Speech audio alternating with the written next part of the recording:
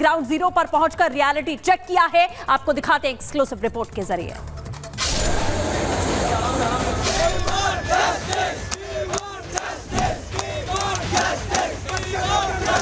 Sir ऐसी library यहाँ पे ज़्यादातर लाइब्रेरी सर इतनी छोटी हैं, ऐसी हैं सर तलघर में ही बनी हुई हैं।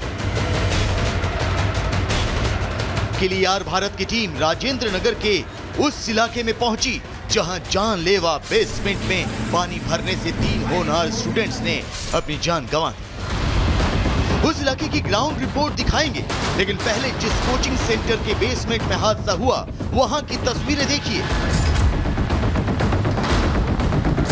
बेसमेंट में एंट्री एग्जिट के लिए एक ही गेट दिख रहा है और तो और सुरक्षा के इंतजाम ना के बराबर।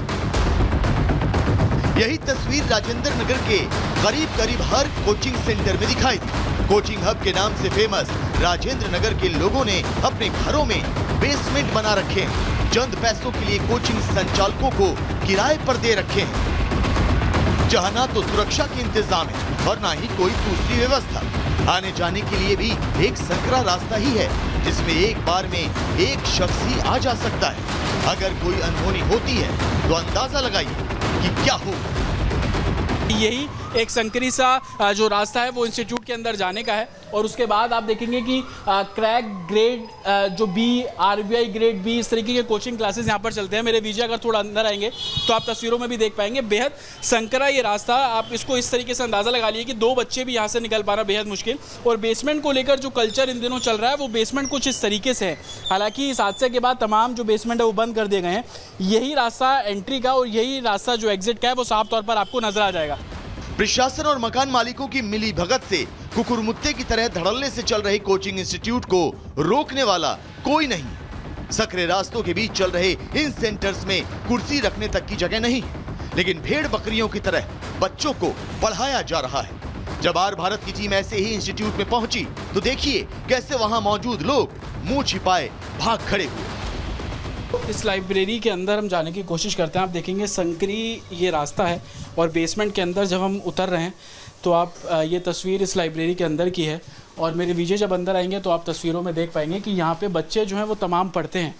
बुक्स यहाँ पर एक तरीके से क्यूबिकल्स बनाए गए हैं, लेकिन एंट्री करते हुए आप ये बायोमेट्रिक देख रहे हैं।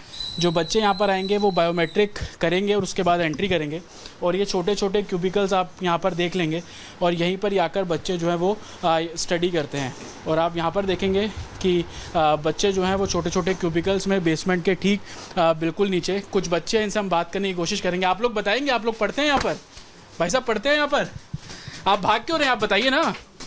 तो ये शायद कोऑर्डिनेटर होंगे या संचालक होंगे इस तरीके से जो अब भाग रहे हैं फ़ोन पे हाथ लगाकर। इसे शिक्षा के नाम पर गोरख धंधा ही कहेंगे। इन सेंटरों में पढ़ाई के लिए रेट फिक्स है। बाकायदा सेंटरों के अंदर खाने के मेन्यू की तरह रेट लिस्ट लगी हुई है। बस पैसा दीजिए और सुविधाएं लीजिए। और जिस फीस स्ट्रक्चर का मैं आपको जिक्र कर रहा था वो आप ये देख लीजिए। Excellence library, timing 24 hours, fixed free 2600 रुपये मंथली। 12 घंटे के लिए अगर आप आते हैं, फिक्स नहीं है, सीटिंग फिक्स नहीं है, आप आके आपको वेट करना पड़ेगा।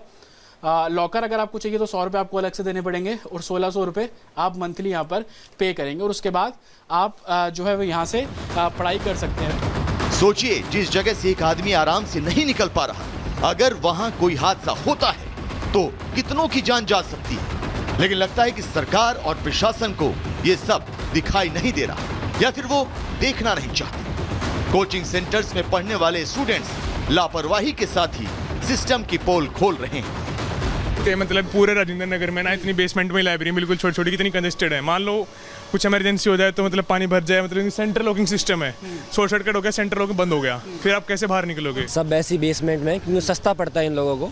और दूसरा काम ये क्या करते हैं, जो बड़ी कोचिंग माफिया है ओपन एरिया में ऑफिस बना देंगे और गलियों में जाके बनाएंगे क्लासरूम्स। वहाँ पे एक सीढ़ियाँ होती है 4th फ्लोर 5th फ्लोर पे और वही रास्ता है वही निकलने का। सर ऐसी लाइब्रेरी यहाँ पे ज़्यादातर लाइब्रेरी सर इतनी छोटी हैं, ऐसी हैं सर तलघर में ही बनी हुई हैं। सिर्फ एक ही एंट्री, एक जी, और कोई कुछ और नहीं सर। इनफैक्ट बहुत वो भी बहुत छोटी छोटी जगह में बैठाते हैं। बड़ी प्रॉब्लम है सर, सीवेज यहाँ आए दिन खोलते हैं सर, रोज़ ब्लॉक्ड रहते हैं, उनका कोई परमानेंट सोल्यूशन नहीं है। एमसीडी को कई दफ़ा सर यहाँ पे स्टूडेंट्स हैं, उन्होंने भी लिखा, हाउस ओनर्स ने भी लिखा, मगर उनके पास सर कोई सोल्यूशन नहीं है, ना वो देना चाहते हैं सर। लापरवाह सिस्टम से कितने सवाल किए जाएं, सवाल पुराने पड़ जाते हैं और रोज नए हादसे सामने आते हैं। लेकिन जवाब और जिम्मेदारी की बात तो छोड़िए, कार्रवाई भी सिर्फ और सिर्फ खाना पूर्ति के लिए होती दिखती है। Bureau report, Republic Bharat. तो कार्रवाई के नाम पर सिर्फ खाना पूर्ति और जिम्मेदार कौन, इसका जवाब किसी के पास नहीं। सीधे चलते ग्राउंड जीरो पे जुड़ गया हमारे साथ सहयोगी अनामिका पांडे। अनामिका, राजेंद्र नगर में गोरख धंधा कमाई का ये जो कोचिंग इंस्टीट्यूट है, ये कहानी हर तीसरी बिल्डिंग की है और शायद यही वजह कि अब दरअसल कहा यह जा रहा है कि हर बिल्डिंग पे कार्रवाई होगी, जांच होगी। हालांकि जांच होगी, कार्रवाई होगी, कब तक होगी ये तय करना मुश्किल है। अनामिका, जो यहाँ पर स्टूडेंट है वो यही कह रहे हैं कि अब हादसा हुआ है, अब जाने गई हैं तो प्रशासन जाग रहा है, अब बात कह रहा है कि हमारी बातों पर ध्यान दिया जाएगा। लेकिन करीब 1-1.5 साल से ऐसे ही पेपर हाथ में लेकर ये लोग लगातार प्रशासन से अपनी मांगे रख रहे हैं, लेकिन इनकी मांग पर कोई ध्यान नहीं दे रहा है। कुछ लोग यहाँ कैंडल मार्च कर रहे हैं, कुछ लोग ऐसे हैं जिनके पास कैंडल नहीं है, वो अपने मोबाइल की फ्लैशलाइट जलाकर यहाँ पीसफुल प्रोटेस्ट कर रहे हैं। इनका ये कहना है हम किसी को कोई नुकसान नहीं पहुँचा रहे हैं, हम किसी तरह का कोई हंगामा नहीं कर रहे हैं, बस हमारी जो मांगे हैं, छात्रों की जो जान गई है, हमारी जो मांगे हैं सिर्फ उन पर ध्यान दिया जाए। हम ये मांग करते हैं कि जो रेंट लिया जा रहा है गलत तरीके से स्टूडेंट से, उस पर ध्यान दिया जाए। साथ ही जो बेसमेंट में कोचिंग संस्थान चल रहे हैं, बच्चों को बेसमेंट में पढ़ने पर मजबूर किया जा रहा है, उस पर फोकस किया जाए। जो स्टूडेंट है मैं उनसे बात करती हूँ। क्या नाम है? कीर्ति। कीर्ति, आप जो हाथ में पोस्टर लेकर यहाँ पर पहुंचे हुए, आप ये कह रहे हैं रेंट लाइक इंग्लैंड, और क्या क्या होता है? आप यहाँ क्या जो आपसे वादे किए जाते हैं पूरे होते हैं? नहीं, ब्रोकर्स जब रूम लेते हैं उस टाइम पे बहुत फॉल्स प्रोमिसेस करते हैं, बट बाद में पता चलता है कि लैंड ऑनर ना उनकी सुन रहा है ना हमारी सुन रहा है। Even basic electricity problems, furniture problems ये भी रिजॉल्व नहीं की जाती हैं। घरों की ड्रेनेज भी प्रॉपर नहीं है। यहाँ सिर्फ कोचिंग का इशू नहीं है, पूरे राजेंद्र नगर का इशू है। ये राजेंद्र नगर का इशू है और भी स्टूडेंट है। भैया थोड़ा साइड होइएगा, मैं जरा स्टूडेंट से बात करूंगी एक बार, थोड़ा सा आगे मुझे जाने दीजिए। क्या नाम है आपका? क्या नाम है आपका? हमारी मांग है कि जितने लोग भी मरे हैं इसको क्लैरिफाई किया जाए, कितने लोगों की टोटल डेथ हुई है और जो इसके जिम्मेदार हैं उनको जेल के पीछे किया जाए। और यहाँ की जितने भी लाइब्रेरियाँ हैं उसमें एक नाम से रेगुलेशन बनाया जाए। मेन जो मुख्य शिकायतें वो लाइब्रेरी की है आप लोगों की, बेसमेंट लाइब्रेरी की है, बेसमेंट में सारी लाइब्रेरियाँ यहाँ बेसमेंट में होती है और उसमें कोई भी रेगुलेशन नहीं होता है, कहीं से भी पानी वानी आता रहता है। और क्या क्या मांगे हैं आप लोगों की? क्योंकि आज जब आप सब यहाँ पर इकट्ठे हुए हैं तो आप लोगों की मांग पूरा देश सुन रहा है, और क्या चाहते हैं? 5 मांगे रखे हैं हम। सबसे पहला तो जो भी डेथ हुए हैं उनको पेनल्टी मिलना चाहिए, जो भी गवर्नमेंट की तरफ से हैं। दूसरा, सिटी में यहाँ पे इंफ्रास्ट्रक्चर का प्रॉब्लम है, इलेक्ट्रिसिटी का हमेशा जब भी ये पानी होता है, बारिश होता है, कहीं ना कहीं वो चीज़ें होती है, वाटर लॉगिंग की समस्या सबसे ज़्यादा है। दूसरा, बस सरकार को ऐसा नॉर्म्स लाया हम लोग रखे हैं ताकि मकान मालिक पे उस पर अंकुश लगाया जाए, उनको प्रॉपर तरह से सेफ्टी मेजर्स रखा जाए। मकान मालिकों से लेके कोचिंग इंस्टीट्यूट पर भी लगाम लगे, ये इनकी मांग है। क्या नाम है भैया आपका? लखन। रतन।